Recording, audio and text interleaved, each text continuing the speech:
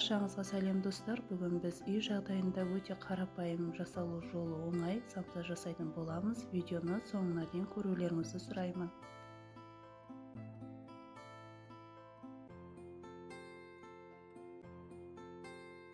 Ең алдымен бөлме температурасындағы су және сүт тұзымызды қосып, жақсылап жұмсақ етіп қамыр илеп аламыз.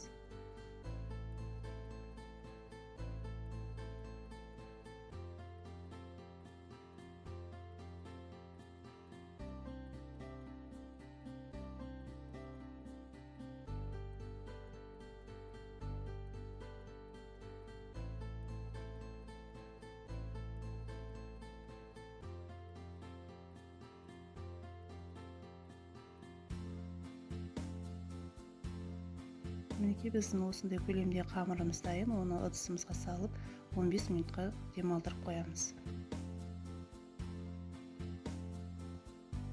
Келесі кезекте самсаның ішіне салатын салмамызды дайындаймыз. Мен піскен етті қолдандым. Картоп, жуа осылай турап аламыз. Сосын дәміне қарай тұз бұрышымызды қосып, жақсылап араластырып қоямыз.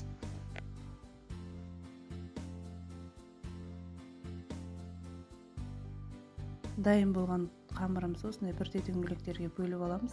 Сосын шетінен алып, осылай жаямыз.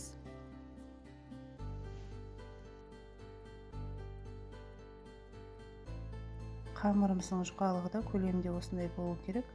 Келесі қамырларды осындай көлемде жайып аламыз. Сосын дайын болған қамырлардың үстіне осылай алдын ала ерітілген сары майымызды жағып шығамыз. Яғни қолымызбен шет-шетіне жақсылап тигізу керек. Үстіне келесі қамырларды осылай қойып, қолымызбен сары майымызды жақсылап жағып шығамыз. Ортасында ауасы қалып кетпеу керек, оны шығарып отырамыз.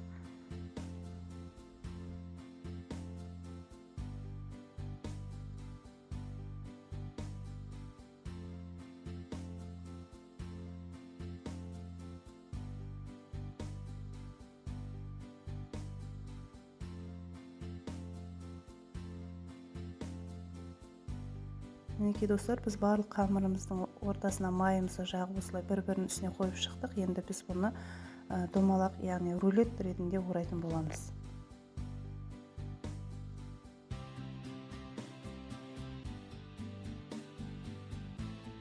Мінекей біздің қамырымыз дайын. Енді біз бұны холодильникке 1 сағатқа қалдыратын боламыз.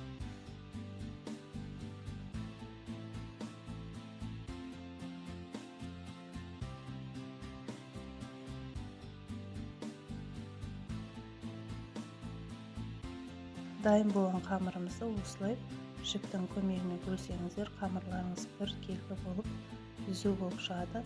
Ал егер пышақпен бөлетін болсаңыздар, ол әлі арасында май болғандықтан жөнді кесілмеуі мүмкін. Сол себептен осылай жіппен бөліп алсаңыздар, өте ыңғайлы болады.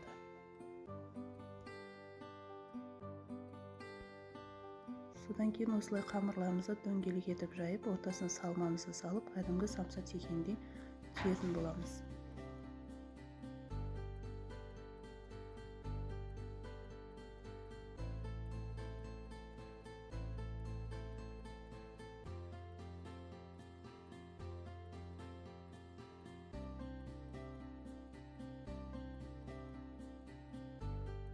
Енді самсаларымыздың бетіне жұмыртқаның сарысына сүт араластырып, осылай бетіне жағып шығатын боламыз. Алдын ала 180 градуста қыздырылған пешімізде самсаларымызды 30 минутта пісіреміз.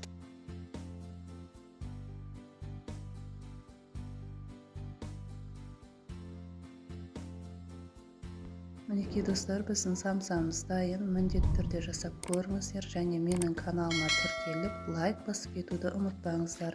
Барлықтарыңызға ас болсын.